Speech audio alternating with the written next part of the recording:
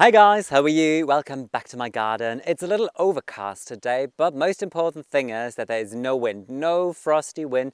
It feels kind of mild and nice and warm. I'm not even sure if I need to wear my winter jacket for the entire project out here today with you. I've already prepared my terrace for my lunch break later on to come, so let's see, maybe the sun even comes out. That would be perfect, obviously. Well, I can tell that the garden really starts coming to life now. You can tell spring literally is on its way here.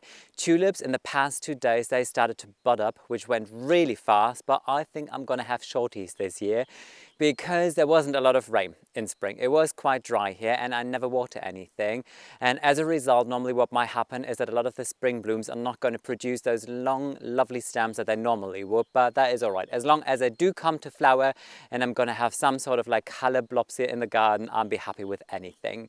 What I want to do today, obviously, is part 3 of introducing hardwoods or shrubs into the garden. And you might recognize I'm walking with you again towards the back of the garden, where I spent the afternoon with you yesterday, planting some absolutely beautiful black elders.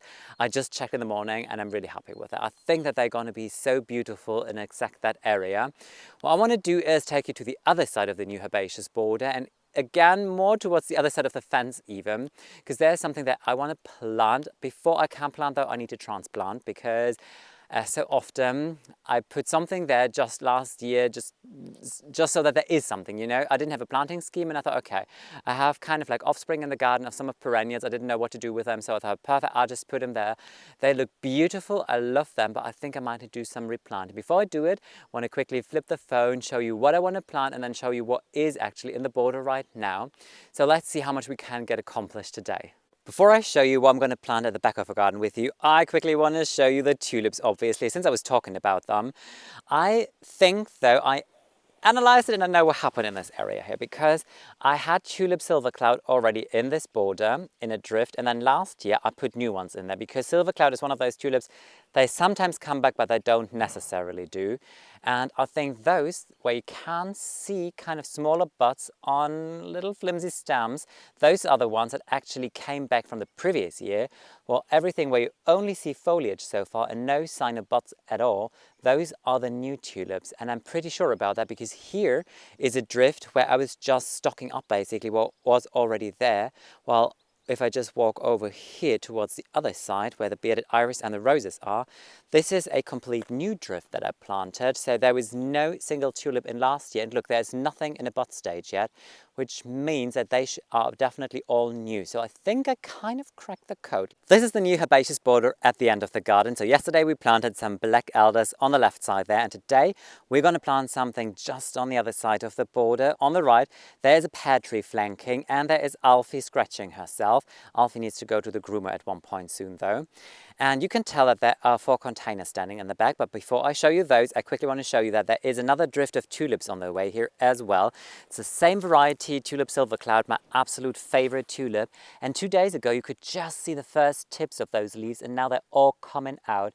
So excited. I think this is going to be a rather beautiful impact here towards the end of the garden. But let me show you what is sitting there in the back in those containers. This is something that I've already planted last year in autumn with you on the other side of the fence, just behind the compost heap. And I really think that it's really nice there, but it's kind of a shame to hide them there because they are so beautiful. And you can tell that they have absolutely beautiful ruby red stems. So I think this location will be good for them because the sun comes from the back and make these stems glow literally like crimson color in the winter time. And just the color of the stems already indicates what it is. It's a cornus, can you see?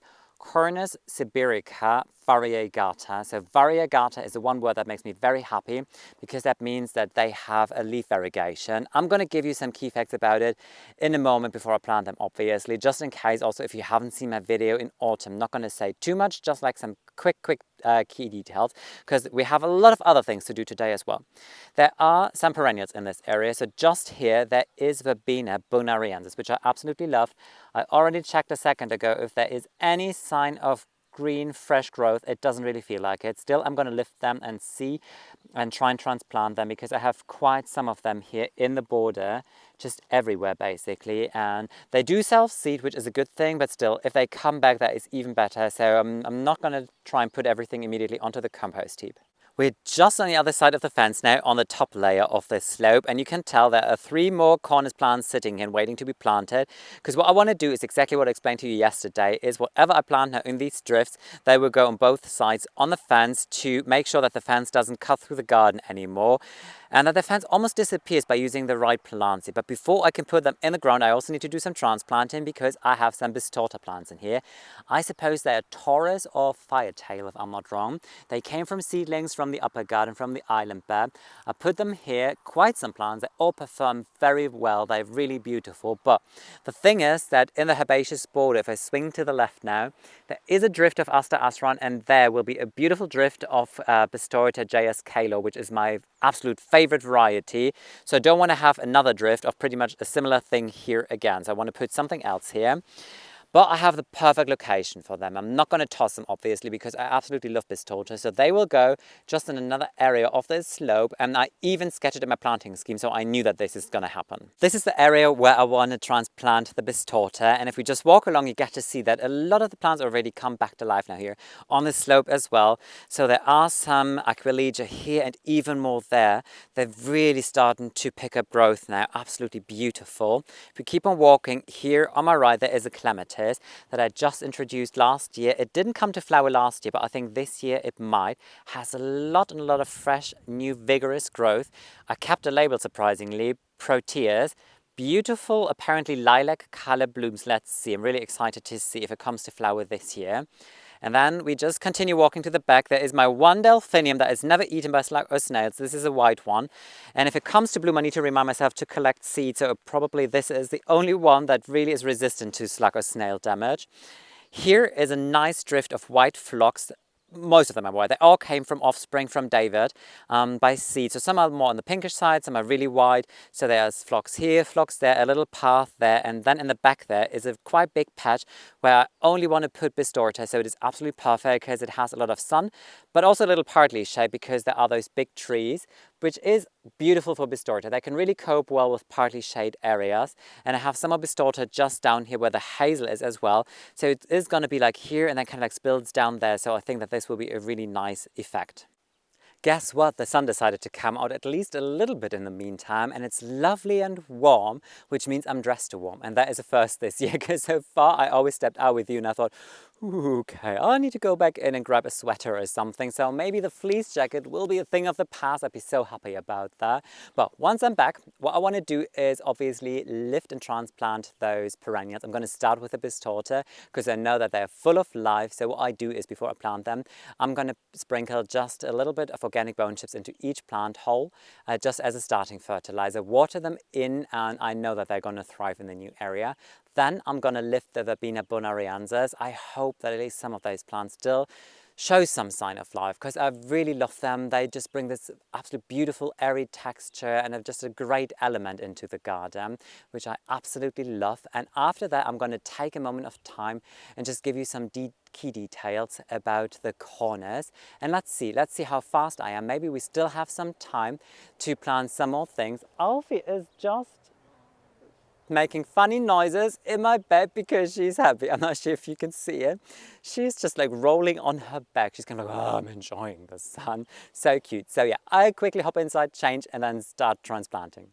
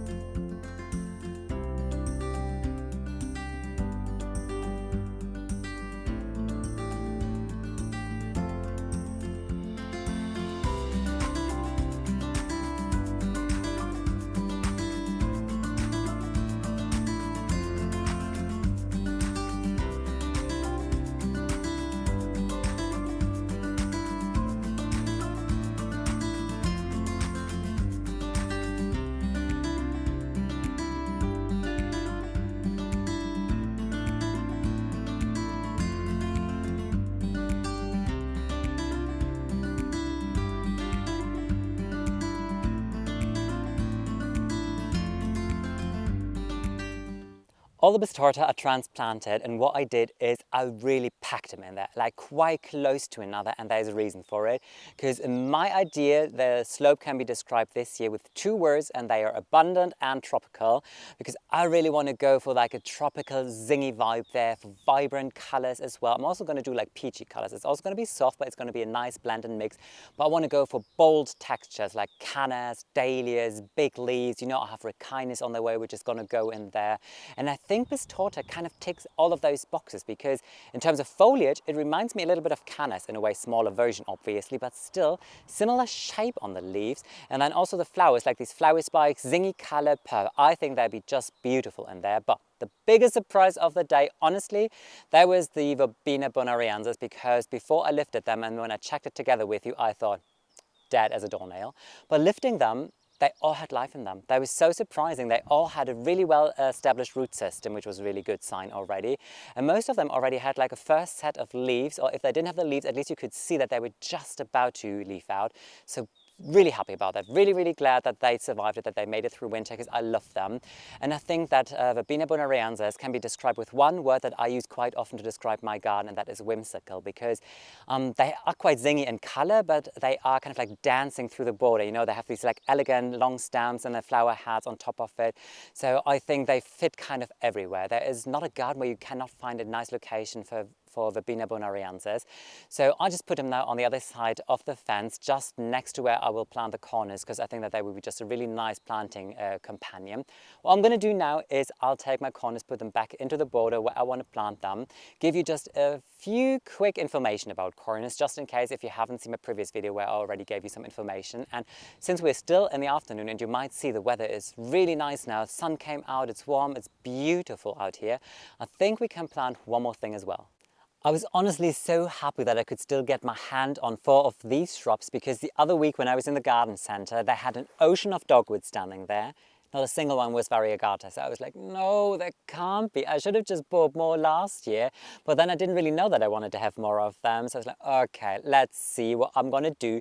But then the other day when I was looking for the black elders, and that was already a treasure hunt in the garden center, looking for those, I was digging my way through, and in the last corner I found these tucked in there. Here's Alfie again wanting to play, right? Same regime as usual. This is my day basically in the garden, by the way. I'm just throwing branches all way along.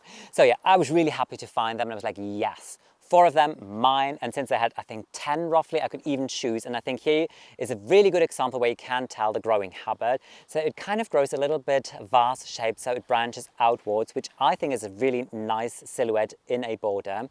Obviously, you choose to plant these because of their winter interest. They have the most glorious crimson, ruby red stems glowing in the sun, but in order to keep it going, you need to prune them, because as these stems mature, they loosen their color.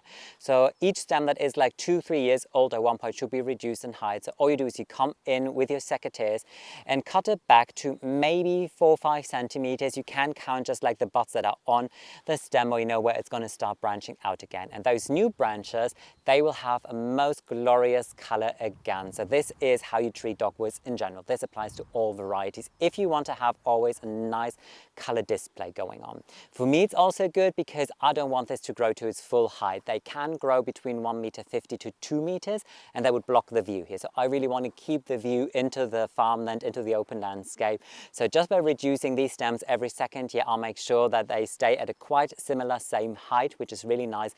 And I encourage more and more beautiful new shoots to appear. In terms of location, they love to sit full sun or partly shade. They doesn't really make a big difference for them. This is more sunny to the other location where I planted them. So at one point I can see the difference apparently. In terms of soil, they are not super fuzzy when it comes to soil. The one thing you want to make sure is that they do not like to dry out, because they have shallow roots. So they do not have like a long taproot that goes straight into the ground. Those trees can cope with drought a little better. Everything that has shallow roots needs to have kind of more of a consistent water level. But everything is mulched here, so in general, plants are doing fairly well. I'm not in a very, very dry area of the world, so this should be fairly all right in general, I think.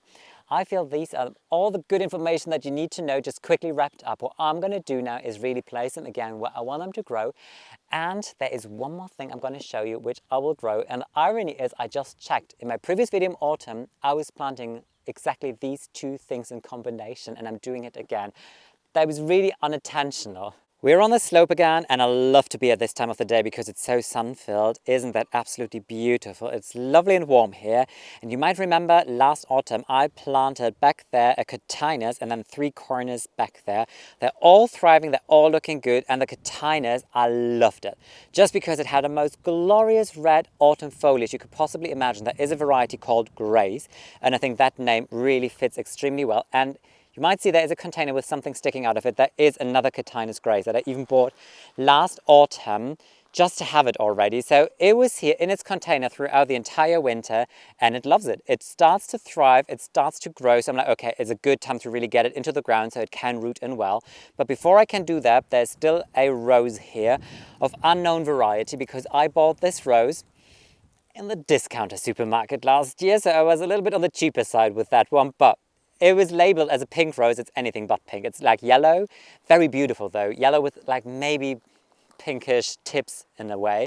I think it even had a scent if I remember right, and it thrives. It likes it here and I like the rose. But what I want to do is transplant it somewhere down there. I think maybe next to the hazel or so. It needs to be in full sun. This is what roses always appreciate. The more sun, the better they thrive, the happier they are, and they're going to get more flowers. So definitely going to keep it, just transplant it, and then I'm going to put Grace in there. Once it's planted, I'm going to give you just a quick few information about the cotiunus as well.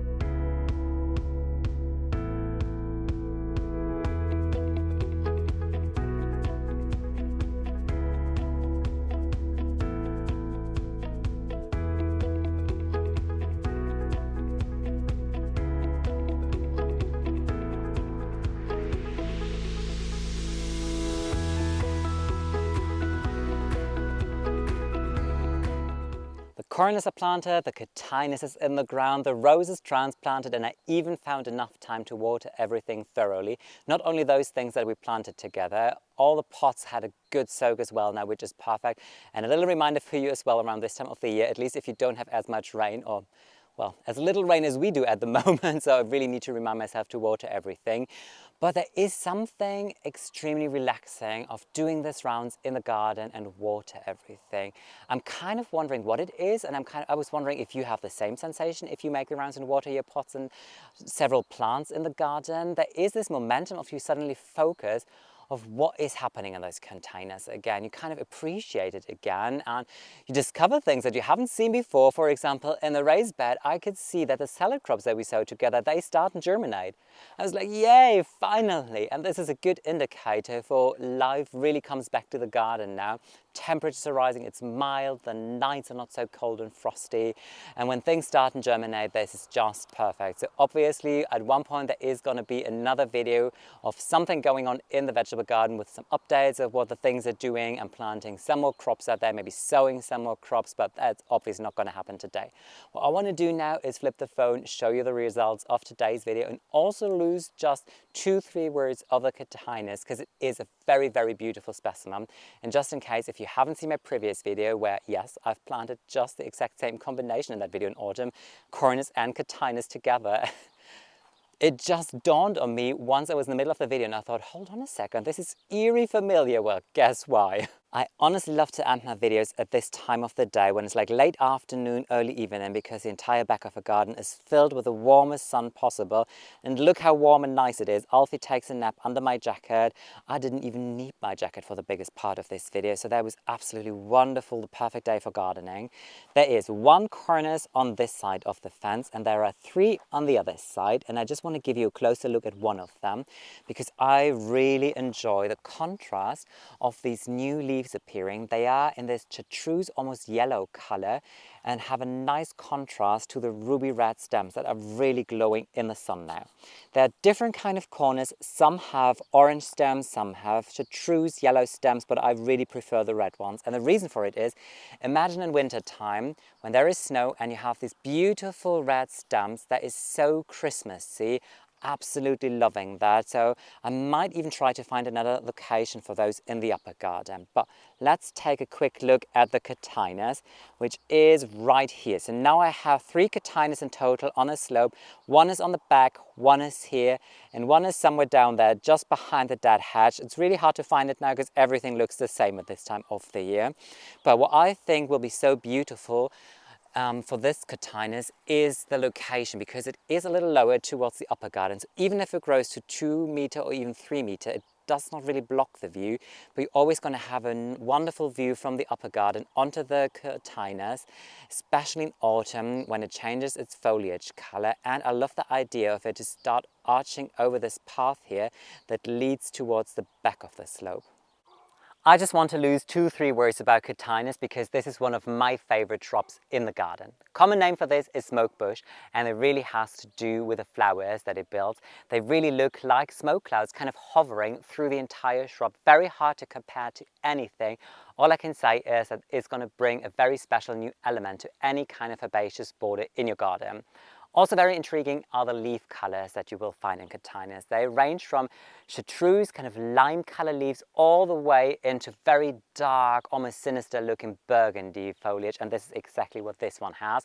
So the variety Grace has very dark red foliage throughout the summer season, and once the temperatures are dropping in autumn, it changes its color to the most beautiful ruby red that you could possibly imagine. And this is why I decided to put 3 of these cotiunus on a slope here, because in that direction there is west, and if I stand in the upper garden in autumn in the late afternoon or evening, the sun comes from here, shines through the canopy and makes this entire shrub literally glow like rubies in the sun. So if this is intriguing for you, all you need to know now are 2 more things about cotiunus, and this is where they like to thrive. The label will always tell you full sun to partly shade. I grow it in both locations, and I can tell you for a fact it works in partly shade, but nothing compared to full sun. So this is definitely a candidate that will absolutely appreciate if you give it the most sun it possibly gets. It's going to thrive, it's going to be vigorous, and the full sun also makes these colors really pop in your garden. The second thing is what kind of roots and what kind of soil does it actually have or want. Soil, not so fuzzy, well drained is fine. It does not like to sit in a puddle, but it also doesn't want to dry out, and that has to do with the roots because it has shallow roots, which means it's not like one long root that goes straight into the ground. So make sure that it doesn't dry out. All I can tell you now is try and find the right location for a cotiunus in your garden because they are beautiful. You guys, that's it for today's video. Thank you so much for watching, and also thank you for hanging out with me in the garden on this glorious spring day. And I know I keep on saying glorious spring day over and over again, but guess why? Because I'm so happy that suddenly it is warm and feels like spring again. So, can't wait to give you updates. Honestly, I can't wait to give you updates, how things are progressing, how the tulips are going to come to flower in the aquilegia, and at one point when all this brown stuff will be filled with glorious, beautiful things. Still some weeks to come, but it is on its way. This was obviously part 3 of introducing new shrubs. Well, not so new really. More of the shrubs that I love to the garden, let's put it that way. Tomorrow will be another episode because I have more sitting on the driveway. They are shrubs. I know a lot of people might not really see them as shrubs. They might think that they're perennials, but in theory, no, they are tiny shrubs. I have them already in the garden, but I need to replace them because my pruning regime is not the best on those. And I think a lot of you might identify with that situation. So hope you're excited, and I would love to welcome you in my garden tomorrow again. Take care, guys. Bye.